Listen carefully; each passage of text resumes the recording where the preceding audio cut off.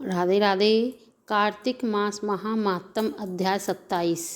कल 26वें अध्याय में भी हमने राजा चोल और विष्णुदास का ही वर्णन किया था और आज भी 27वें अध्याय में उन्हीं का पूरा सारांश है। कृपया कथा को पूरा सुनें और मेरो बरसानो चैनल को सब्सक्राइब करना नहीं भूलें। आइए सुनते हैं। विष्णुगण बोले, हे धर्मदत्त, एक दिन विष्णुदास नित्य कर्म कर रहा था। तब उसका बनाया हुआ भोजन कोई मनुष्य छिपकर चुरा ले गया। भोजन पदार्थों को वहाँ न देखकर दोबारा भोजन बनाने में देरी होने के कारण सायंकाल की पूजा में विघ्न हो जाएगा, ऐसा समझकर भोजन नहीं बनवाया। दूसरे दिन रसोई तैयार कर जो भगवान के भोग की तैयारी की, इतने ही में कोई छिपकर फिर भोजन चुरा ले गया। नारद जी बोले, हे राजन, इस प्रकार 7 दिन तक उसकी कोई रसोई की पवित्र सामग्री चुराकर ले जाता रहा। वह महा आश्चर्य से युक्त होकर अपने मन में विचारने लगा कि यह सन्यासी का स्थान है, कभी इसका त्याग नहीं करूँगा तो फिर रसोई बनाऊँगा तो सायंकाल की पूजा कैसे हो। पाक बनाकर बिना भगवान के भोग धरे भोजन करना वैष्णवों को उचित नहीं है। मैं 7 दिन से उपवास व्रती हूँ, आज पाक की रक्षा करूँगा। इस प्रकार रसोई बनाकर वह छिपकर बैठ गया। इतने में ही देखा कि पाक चुराने एक चांडाल आया है। भूख से सताया हुआ, दुखी और हाड़ चर्म अवशेष उस चांडाल को देखकर ब्राह्मण बहुत दुखी हुआ। उस अन्न को ले जाने वाले चांडाल को देखकर ब्राह्मण बोला, ठहर जा, अरे यह रखा सूखा भोजन क्यों खाता है, घी भी लेता जा, चुपड़ कर खा लेना। ऐसे कहते हुए ब्राह्मण उसके पीछे पीछे दौड़ा। उस आते हुए ब्राह्मण को देखकर डर के मारे चांडाल तेजी से दौड़ा और मूर्छित होकर पृथ्वी पर गिर पड़ा। तब वह ब्राह्मण मूर्छित अवस्था में चांडाल को देखकर अपने वस्त्र से हवा करने लगा।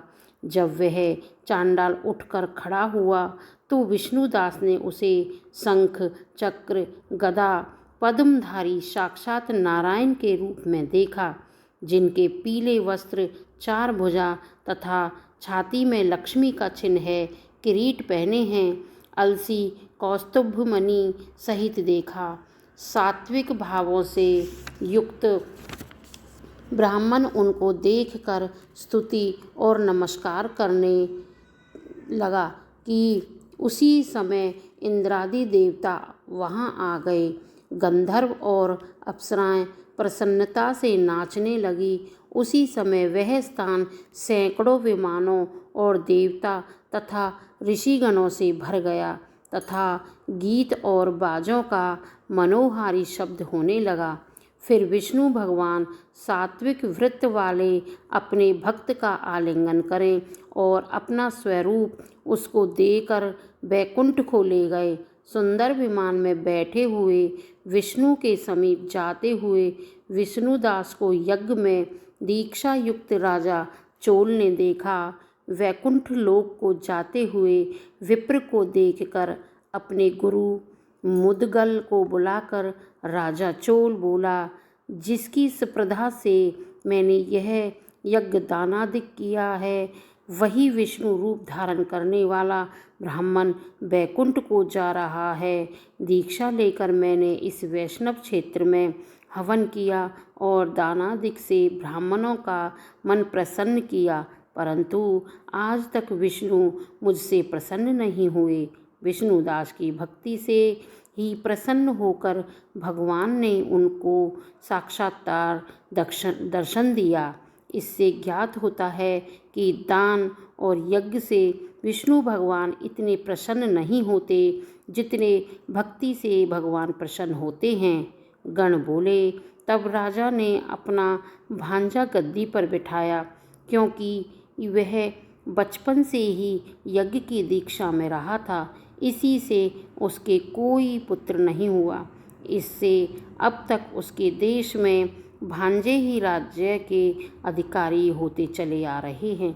पश्चात चोल यज्ञशाला में जाकर अग्नि के आगे खड़े होकर विष्णु से प्रार्थना करने लगा, हे विष्णु, मुझको मन, वाणी और कर्म से स्थित भक्ति दो।